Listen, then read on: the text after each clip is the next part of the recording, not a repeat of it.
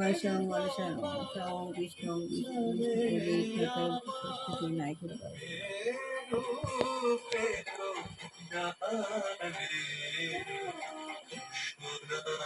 রঙে মাখিয়ে দিলাম কালি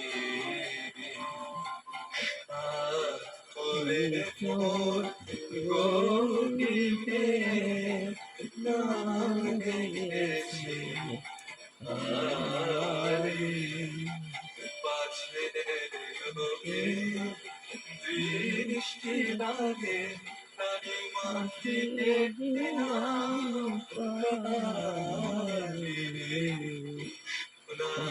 রঙে মাখিয়ে দিলাম কালি সোনা রঙে মাখিয়ে দিলাম কালি সোনা রঙে মাখিয়ে দিলাম কালি।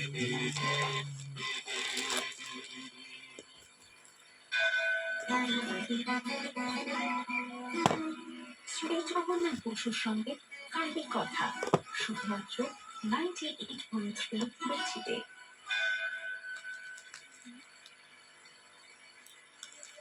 রাম ঠাকুর ছিলেন উপাসক। তার প্রাণের ঘড়ির মধ্যেই তিনি উপনিষদের অখিল রসান্বিত পুরুষকে খুঁজে পেয়েছিলেন। তিনি ছিলেন বড় হরিভক্ত।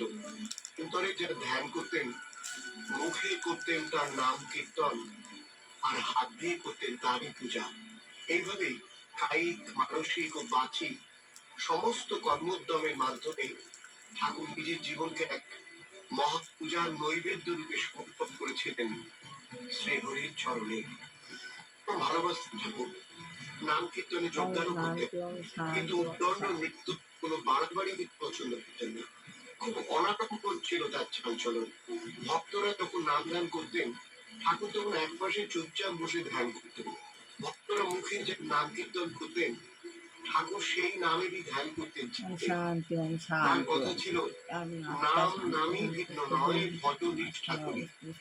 তিনি বারবার বলতেন, নামের মধ্যে বিরাজ করেন শ্রীহরি। তার সমৃদ্ধ যৌবন মিত্রে তিনি নামটিকে নেমে আসতে দেখতেন।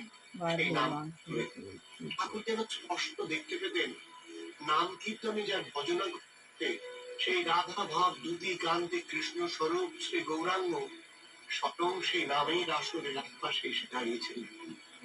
দেখতে দেখতে এক আশ্চর্য পুলকোদ্গমে রোমাঞ্চিত হয়ে উঠত তার নির্বোধাভিষেক অঙ্গটি। এক দিব্য ভাবে বিভোর হয়ে উঠত তার অনন্য যুক্ত। দেখছি কালীকথায় জগন্নাথ বসুর সঙ্গে।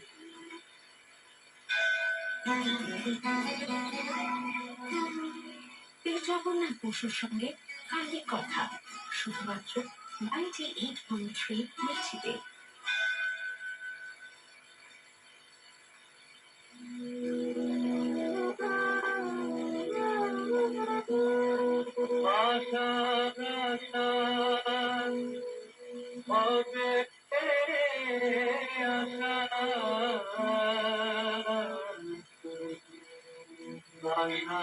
মাত্র যেমন চিত্রের পথেতে পড়ে ভ্রমর ভুলে আমি উপরে উঠে ভগবান মূল অর্ধ শাখা, তার নিচে শিব বাবা বসে রয়েছেন। বাবার প্রচুর জ্যোতি, আমি বাবার জীবনের মধ্যে দিয়ে আমি অর্ধের মধ্যে দিয়ে তোর ভগবানের পাওয়ার বলে দিলাম। যেভাবে ফোন রিচার্জ করতে হয় সেভাবে আমি নিজেকে রিচার্জ করে নিলাম। শান্তি শান্তি আত্মা শান্তি মাঝখানে অবস্থিত ডাক্তারের নিজেকে নষ্ট করে চাল সব মিলিয়ে শ্রেষ্ঠ কর্ম।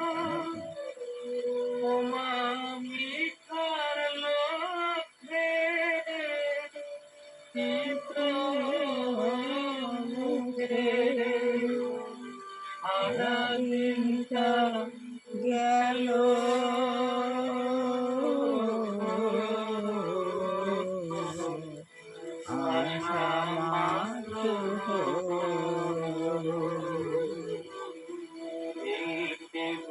শিব গবেষণা করা হয়। শিব গুরু অভিষেক।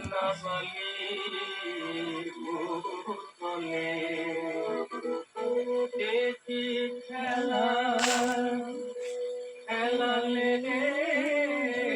মাগো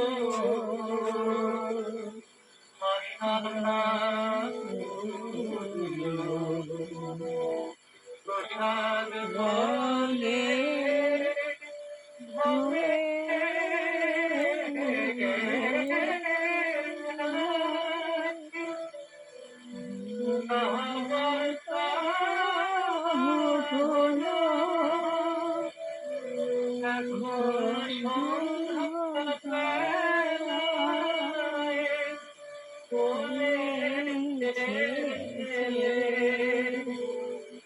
ঘরে নিয়ে চলো ও মা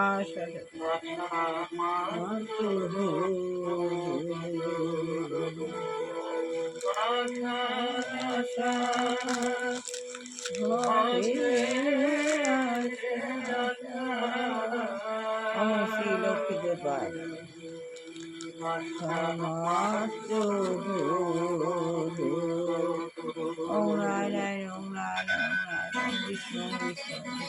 কেমন লাগছে কালী কথা? মতামত আমাদের জানান হোয়াটসঅ্যাপ করে 7890983983 নম্বরে। আসলে কালী কথা 98.3 মির্চিতে। শুনছেন কালী কথা শুধুমাত্র 98.3 মির্চিতে, সঙ্গে জগন্নাথ বসু। ওম সাই বাবাই ওম সাই বাবা।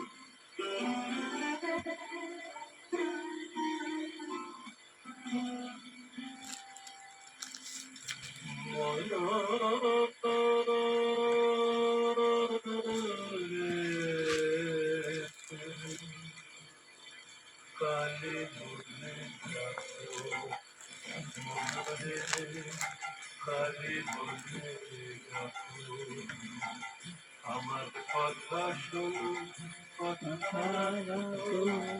তুমি বাহির হইও না।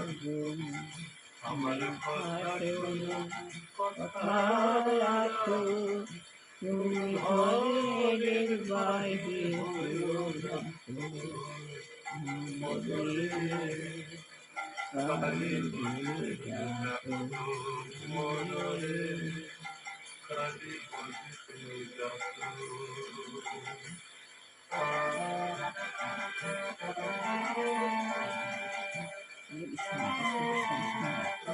রাম রাম রাম হরে হরে হরে কৃষ্ণ হরে কৃষ্ণ হরে হরে রাম হরে রাম রাম রাম হরে হরে কৃষ্ণ হরে কৃষ্ণ হরে কৃষ্ণ হরে হরে রাম রাম রাম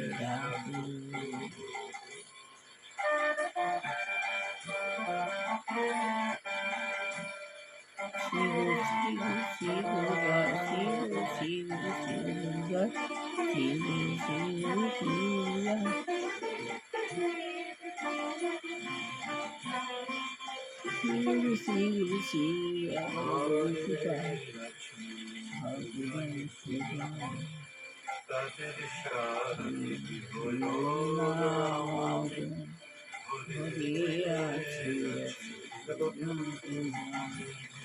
শান্তি শান্তি নাম রসনা রঙিয়া যত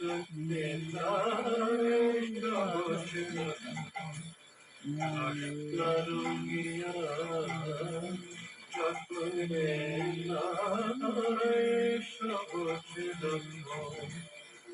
কমলা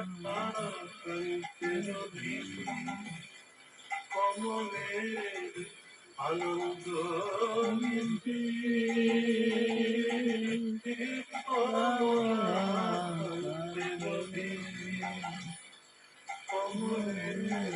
আনন্দ আমি সাধু করে মন তোমায় আমি সাথে তোমায় দিলাম সাধু মরে মন তোমায় দিলাম তুমি বিধান চক্ষু খুলে রাখো মনে তারে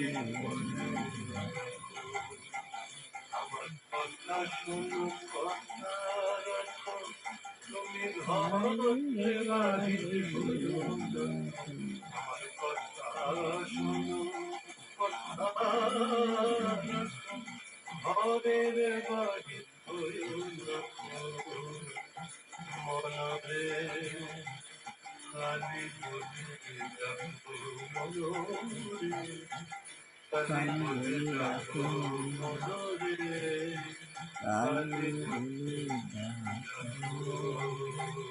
হরে কৃষ্ণ কৃষ্ণ কৃষ্ণ হরে রাম রাম রাম আত্মজ্ঞান লাভের পন্থা। পশুর সঙ্গে আত্মজ্ঞান লাভ না হলে আমাদের মনুষ্য জন্ম বৃথা।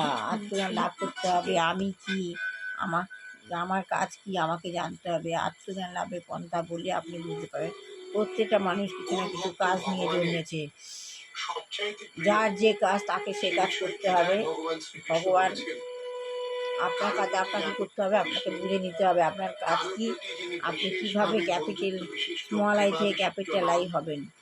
আপনার কাজ আপনাকে বুঝে নিতে হবে, ভগবান আপনাকে বুঝে দেবে। এবং অহংকার নেই। তিনি সুখে দুঃখে সমান বুদ্ধি এবং সর্বদা সন্তুষ্ট।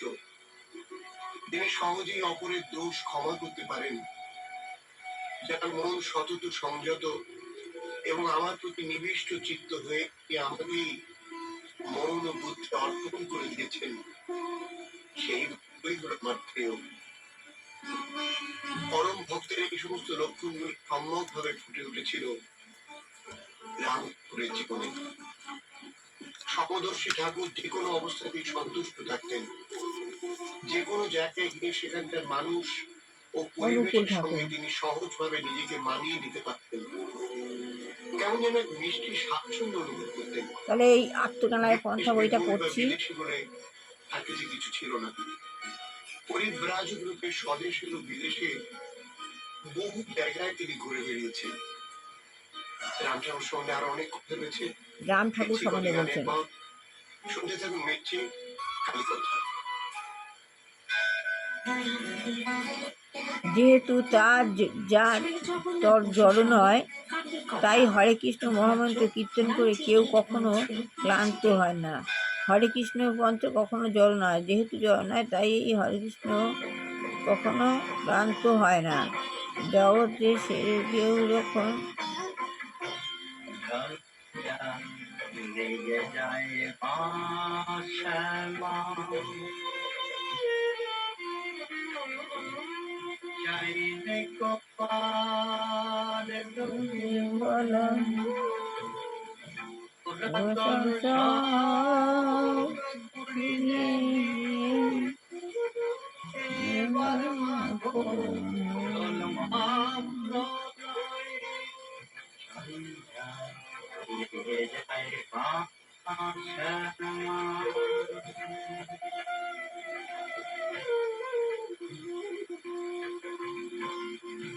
নদীর বুকে প্লাবন তুমি একটি তরু পড়িয়ে ছবি।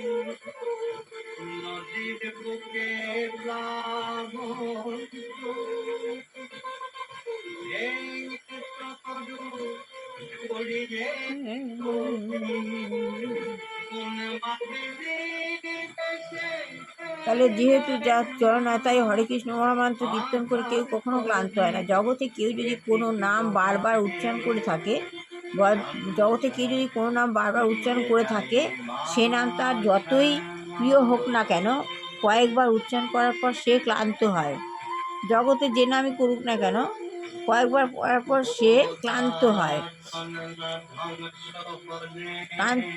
ক্লান্ত উচ্চারণ করার পর সে ক্লান্ত বা বিরক্ত হবে। কিন্তু হরে কৃষ্ণ মহামন্ত্র যেহেতু জড় নয়, তাই মন্ত্র 24 ঘন্টা উচ্চারণ করলেও কেউ ক্লান্ত হয় না। হরে কৃষ্ণ মহামন্ত্র যে 24 ঘন্টা উচ্চারণ করে, তাতে কোনো ক্লান্তি আসে না।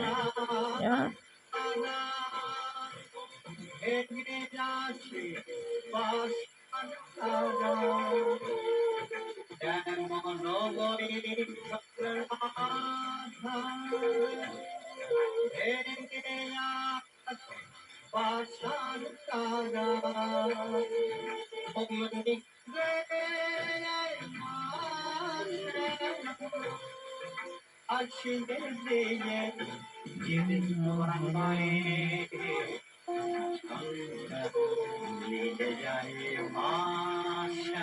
তাহলে হরে কৃষ্ণ যেহেতু মন্ত্র যেহেতু জড় নয়, তাই 24 ঘন্টা উচ্চারণ করলেও কেউ ক্লান্ত হয় না। তা যত বেশি উচ্চারণ করা যায়, হৃদয় তত বেশি এই জড় জগতের কলুষ থেকে মুক্ত হয়। হরেকৃষ্ণ মহামন্ত্র যত উচ্চারণ করবে, তত হৃদয় কলুষ মুক্ত হবে। তখন এই জড় জগতের সমস্ত সমস্যার সমাধান হয়। তখন এই জড় জগতে সমস্যার সমাধান করা হয়। ঘড়ির আলোর সঙ্গে অধ্যায় মনের আশীর্বাদ শুনছেন 98.3 ভারতের জীবনের সমস্যা কি জগন্নাথ বসু। তা আমরা জানি না। ভারতের জীবনের সমস্যা কি?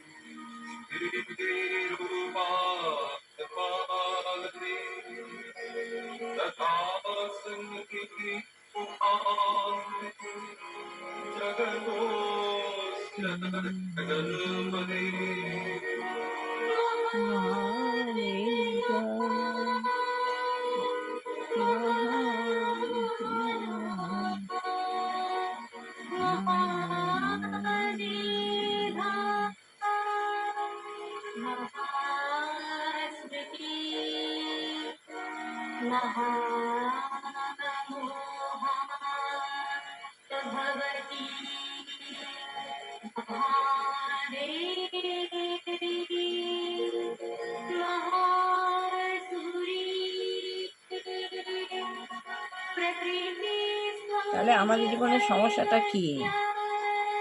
এই জগতের সমস্যার সমাধান হরে কৃষ্ণ মহামন্ত্র বলে। যেহেতু হরে কৃষ্ণ উচ্চারণ করা যায়, তত বেশি হৃদয় কলুষমুক্ত হয়। আমাদের জীবনের সমস্যাটা কি?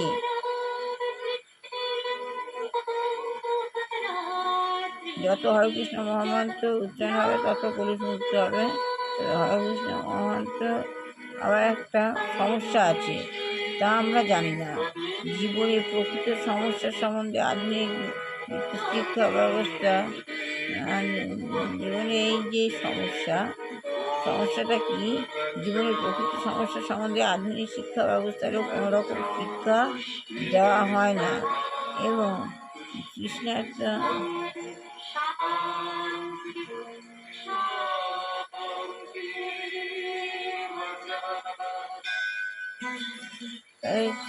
কেমন লাগছে কালী কথা? আপনার মতামত আমাদের জানান হোয়াটসঅ্যাপ করে 7890983983 নম্বরে। আসুন কালী কথা 98.3 মির্চিতে শুনছেন কালী কথা শুধুমাত্র 98.3 মির্চিতে, সঙ্গে জগন্নাথ বসু।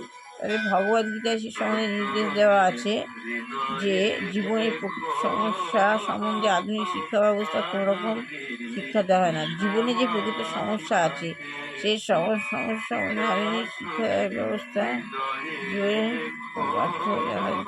যায় না। এই ধরনের সমস্যা যারা শিক্ষিত উন্নত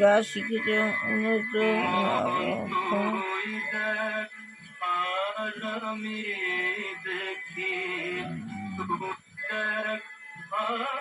আমি দেখি আর যেন কেউ নাহি দেখে ভগবদ গীতা শেষ সময় নির্দেশ দেওয়া হয়েছে যারা শিক্ষিত উন্নত জ্ঞান সম্পন্ন যথার্থ সমস্যা সম্বন্ধে তাদের অবগত হতে হবে। যারা শিক্ষিত আর উন্নত জ্ঞান সম্পন্ন যথার্থ সমস্যা সম্বন্ধে যাদের সমস্যা সম্বন্ধে তাদের অবগত করে আনা হয়েছে।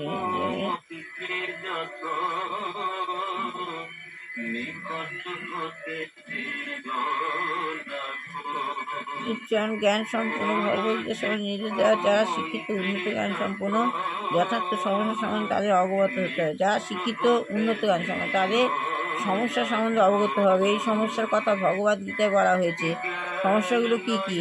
জন্ম, মৃত্যু, জরা ও ব্যাধি প্রকৃত সমস্যা। জন্ম আছে, মৃত্যু আছে, ব্যাধি আছে, এগুলো সমস্যা। যখন আমরা সেই সমস্যাগুলো আসি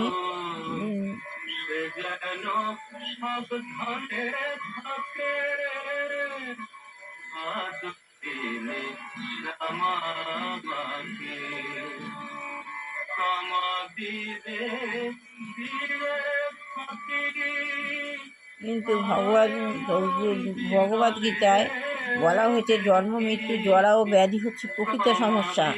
জন্ম, জরা, ব্যাধি। কিন্তু দুর্ভাগ্যবশত কেউ যদি সমস্যাগুলি সম্বন্ধে চিন্তা করছে না। কিন্তু দুর্ভাগ্যবশতটা কি? কেউ এই সমস্যাগুলি সম্বন্ধে চিন্তা করছে না। মানুষ যখন রোগাক্রান্ত হয় মানুষ যখন রোগে আক্রান্ত হয় তখন সে মনে করে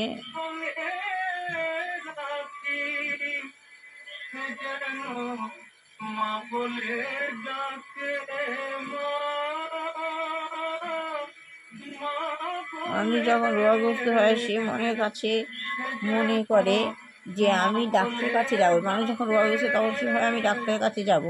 তিনি কতগুলি ওষুধ দেবেন, ডাক্তার কিছু ওষুধ দেবে এবং সেগুলি সেবন করলে আমি ভালো হয়ে যাব। এটা মানুষের চিন্তা ভাবনা, ঠিক আছে? তিনি কতগুলি ওষুধ দেবেন, সেগুলি সেবন করব, আমি ভালো হয়ে যাব। যে ওষুধগুলো দেবে সেগুলি আমি সেবন করব, ভালো হয়ে যাব। কিন্তু সেই সমস্যাটি সম্বন্ধে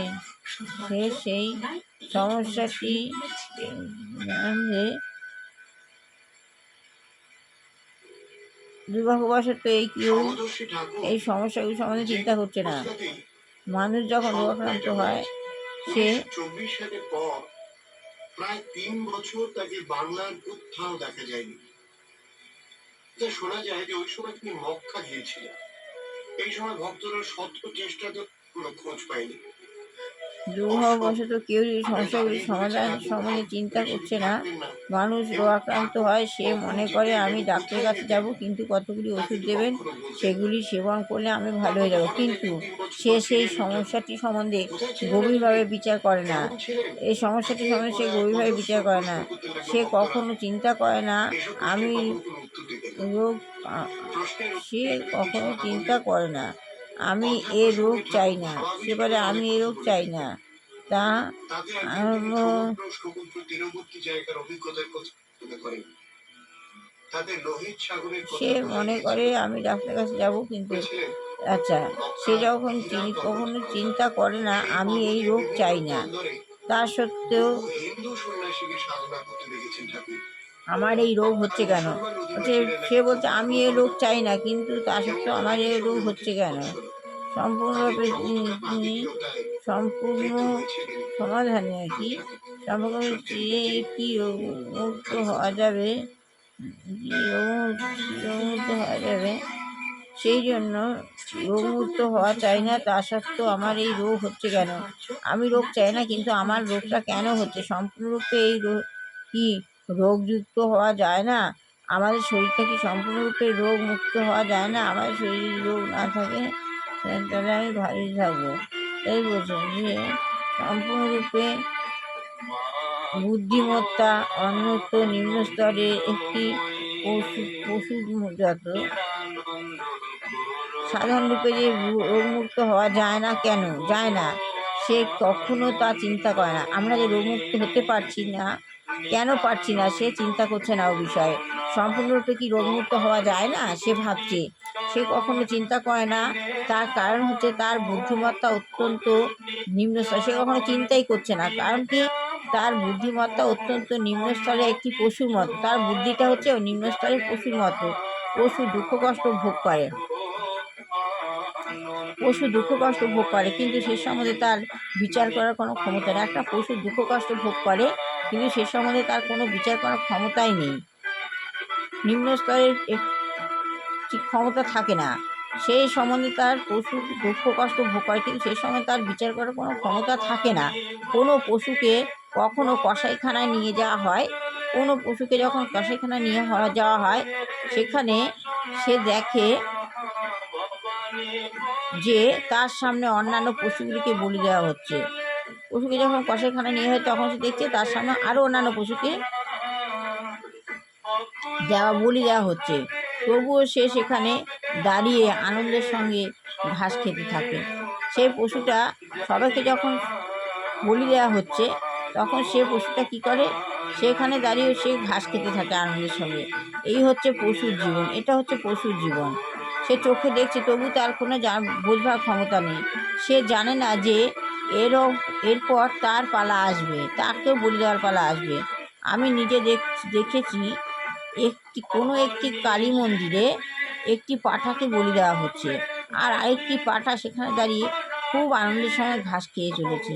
তাহলে মন্দিরে যখন পাঁঠা বলি দেওয়া হচ্ছে আর আরেকটি পাঁঠা রয়েছে তাকেও বলি দেওয়া হবে, পশুদের তো এসব বুদ্ধি নেই, সে খুব আনন্দের সঙ্গে ঘাস খেয়েই চলেছে। সেরকম যমরাজ যখন মহারাজ যুধিষ্ঠিরকে জিজ্ঞাসা করেছিলেন এই পৃথিবীতে সবচাইতে আশ্চর্যকর জিনিস কী, যমরাজ যখন জিজ্ঞেস করেছেন যুধিষ্ঠিরকে যে এই পৃথিবীতে সবচেয়ে আশ্চর্যকর জিনিস কী, তুমি কি তা বর্ণনা করতে পারো, জিজ্ঞেস করেছে যমরাজ। মহারাজ যুধিষ্ঠির তার উত্তরে বলেছিলেন হ্যাঁ, সবচাইতে আশ্চর্যের বিষয় হচ্ছে এই যে মানুষ দেখছে যে পিতা মাতা বন্ধু বান্ধব আত্মীয় স্বজন সবার মৃত্যু হচ্ছে, তবুও সে মনে করে যে সে বেঁচে থাকবে। আচ্ছা, সবচাইতে আশ্চর্যের জিনিস হচ্ছে যে যার পিতা মাতা বন্ধু বান্ধব আত্মীয় স্বজন সবারই মৃত্যু হচ্ছে, তবুও সে মনে করে যে সে বেঁচে থাকবে, কিন্তু সে কখনো ভেবে দেখে না যে তাকেও মরতে হবে, সে কখনো ভেবে তাকেও মরতে হবে। ঠিক সেরকম একটি পশুও কখনো মনে করে না যে তাকেও পর মুহূর্তে বলি দেওয়া হবে। তাহলে আমাদের অবস্থাও ঠিক পশুর মতো, আর সব মানুষ মরে যাচ্ছে আমরা দেখছি, কিন্তু তবুও মনে মনে ভাবছি আমি বেঁচে আছি।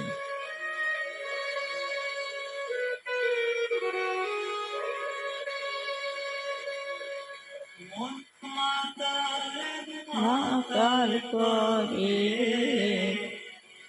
মন মাতালে মাতাল করে, মদ মাতালে মাতাল করে, সুরাপান করি না আমি বলে, মাতালে মাতাল বলে, মাতালে মাতাল করে,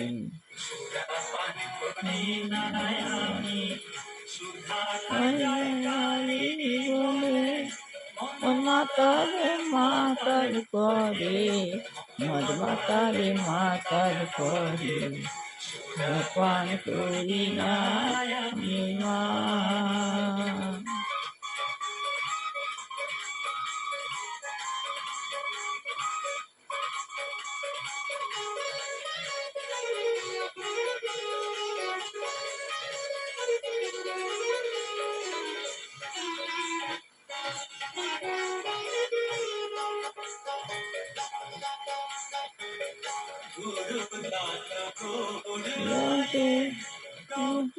মশলা দিয়ে দূরত হলো, প্রকৃতির মশলা দিয়ে ভ্যাঁচুরিয়ে ধুয়াই ভাসিব, ভ্যাঁচুরিতে ধুয়াই ভাসি,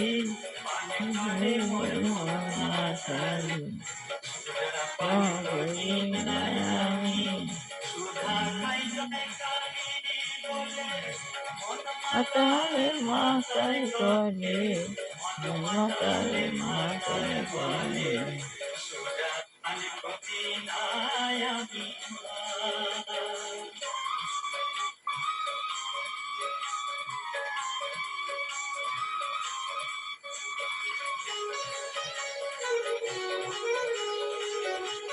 তাহলে যমরাজ জিজ্ঞেস করলো যে এই পৃথিবীতে সবচাইতে আশ্চর্য জিনিস কি, তুমি কি তা বর্ণনা করতে পারো? মহারাজ যুধিষ্ঠির উত্তরে বলেছিল, হ্যাঁ, সবচাইতে আশ্চর্য জিনিস হচ্ছে এই যে মানুষ দেখছি যে পিতা মাতা বন্ধু বান্ধব আত্মীয় সবার মৃত্যু হচ্ছে, তবুও সে মনে করছে সে বেঁচে থাকবে। সে কখনো ভেবে দেখে না যে তাকেও মরতে হবে। ঠিক সেরকম একটি পশু কখনো মনে করে না যে তাকেও পর মুহূর্তে বলি দেওয়া হবে। সে খেয়েই সন্তুষ্ট থাকে, সে ইন্দ্রিয় ভোগ সুভোগ নিয়েই তুচ্ছ।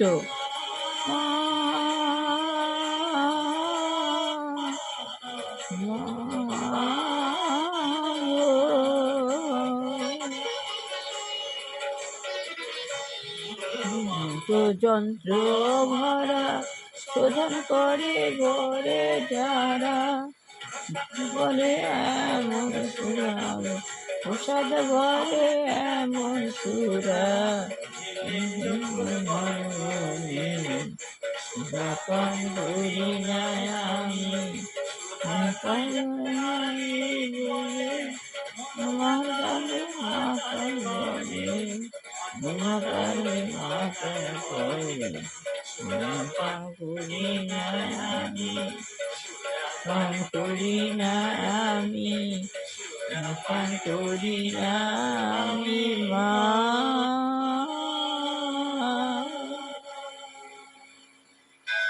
তাহলে কি, সে ঘাস খেয়েই সন্তুষ্ট থাকছে পশুটা, সে ইন্দ্রিয় সুখ নিয়েই তৃপ্ত, ইন্দ্রিয় সুখ নিয়েই তৃপ্ত, মানে খাচ্ছে মানে তার ইন্দ্রিয় সুখ। সে মনে করে না যে তাকেও মরতে হবে, সে মনে করছে না তাকেও মরতে হবে। তাহলে আমার পিতামাতার মৃত্যু হয়েছে, আমার কত আত্মীয় স্বজন বন্ধু বান্ধবদের মৃত্যু হয়েছে, তাই আমাকেও একদিন মরতে হবে।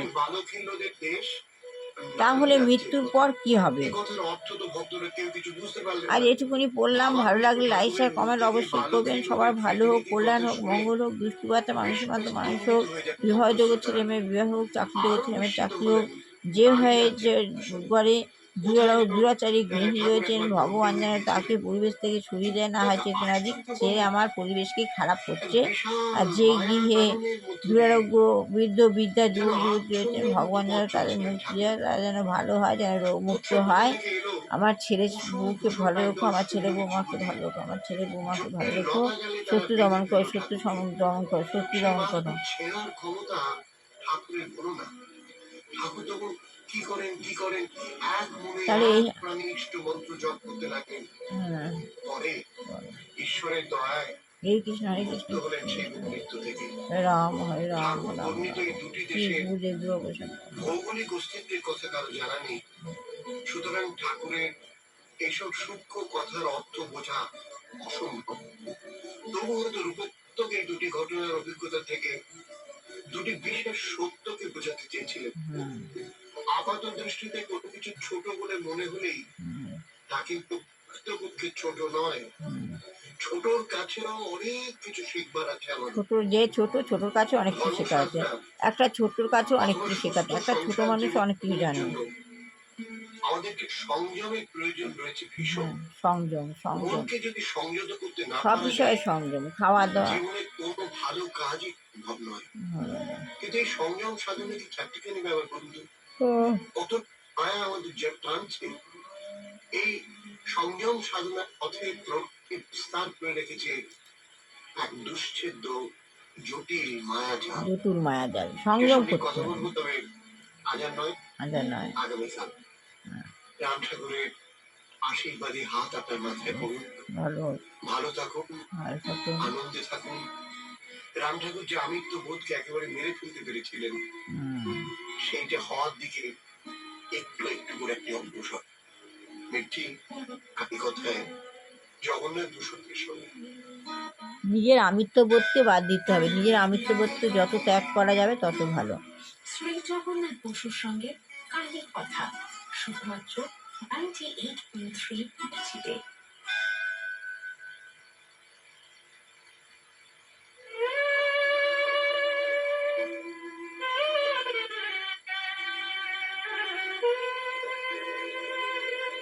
আখি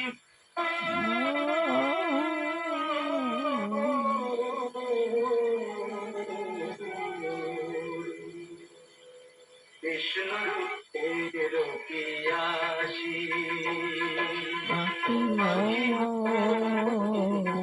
কৃষ্ণ রূপের পিয়াসী সেই রূপ অনুপম না দেখে বলে নিশিদিন অনুদাসী কৃষ্ণ রূপের পিয়াসী কৃষ্ণ রূপের পিয়াসী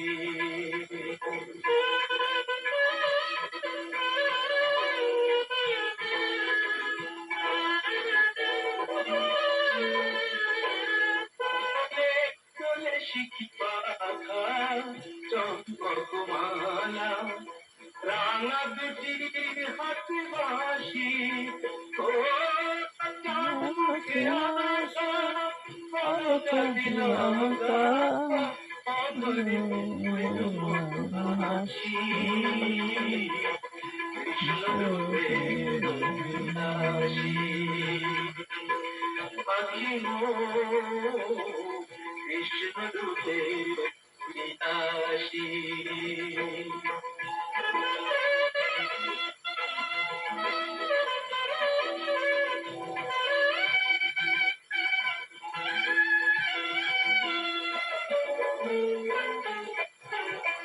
সুন্দর বিধার মমধুর কর গোপিনী প্রেম বিলাসী আমি জনমে জনমে তার লাগবো জনমে জনমে তার লাগবো বৃন্দাবনবাসী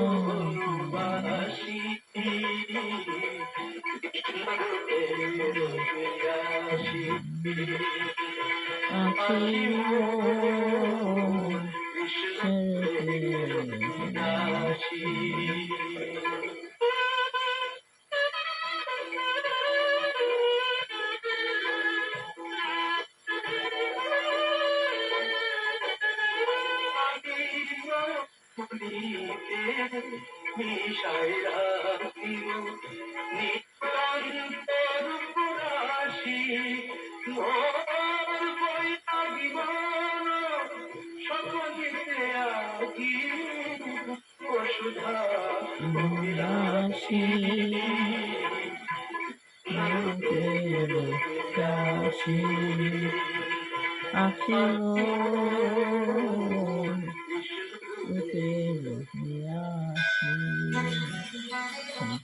কেমন লাগছে কালী কথা? আপনার মতামত আমাদের জানান হোয়াটসঅ্যাপ করে 7892909398 এই নম্বরে। আর শুনতে থাকুন কালী কথা 98.3 মির্চিতে।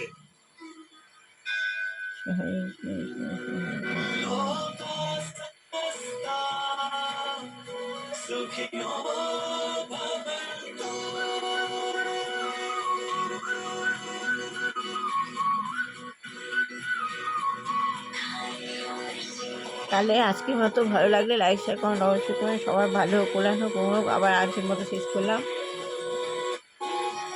সকালবেলা উঠে পড়ুন, ব্রহ্ম মুহূর্তে আপনি বুদ্ধি পাবেন, ভগবান আপনাকে। আমি এই সকালবেলা উঠে ভিডিও ভগবানের বই পড়ছি। সারাদিন আমার দিনটা একদিন না পড়লে মন ভালো লাগে না। ভিডিও গীতা পড়ি, গান করি, ঠাকুরের গান শুনি, দিনটা আমার সুন্দর আনন্দে কেটে যায়। সকালবেলা ঘুম থেকে উঠে এইভাবে আপনি উঠুন, দিন শুরু করুন। আপনার পরিবেশ, ঘরের পরিবেশ এবার প্রিয় হয়ে যাবে, ভালো হবে, কল্যাণ হবে। আপনি প্রচুর বুদ্ধি পাবেন, ভগবান আমাকে সারাদিনের পথ প্রদর্শন করবেন। হরে কৃষ্ণ।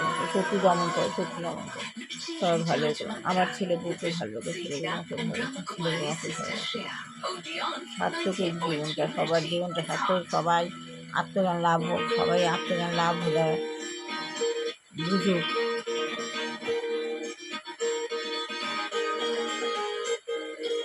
সবার জীবন সুস্থ থাকুক, সবাই ভালো থাকুক, তবে ভগবানের সঙ্গে যুক্ত থাকবেন। ভগবান আপনাকে বেনিফিট দেবে। আপনি যে ভগবানের যে বলছে কোনো কীর্তনই, গণেশ কীর্তন, কালী কীর্তন, দেবী কীর্তন, কোনো কীর্তন হয় একমাত্র হরে কৃষ্ণ কীর্তন। হরে কৃষ্ণ কীর্তন যত করবেন, যে কোনো কাজে আপনি সবসময় হরে কৃষ্ণ নাম জপ করবেন মনে মনে, দেখবেন আপনার কোনো ভয় লাগবে না।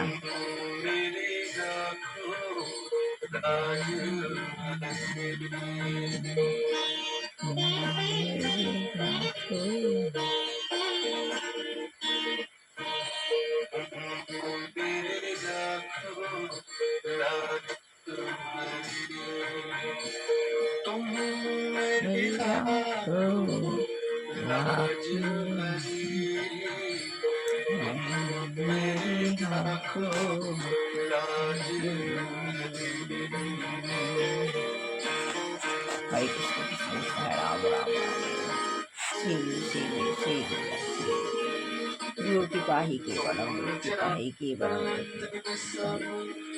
পুরানো ছেলে বৌমাকে ভালো করে, ভালো করে সব কল্যাণ করো, সব আপদ বিপদ দূর করো, মঙ্গল করো, শত্রু দমন করো, আপদ বিপদ দূর করো, সমস্ত আপদ শরীর সুস্থ করো, ভালো রোগ কল্যাণ করো, আপদ বিপদ দূর করো, আপদ বিপদ দূর করো, শত্রু দমন করো। দিন ভালোভাবে শুরু হোক, দিন ভালোভাবে শেষ হোক, ভগবান ভালো করো। আমি তো আর কাছে নেই, ভালো ভালো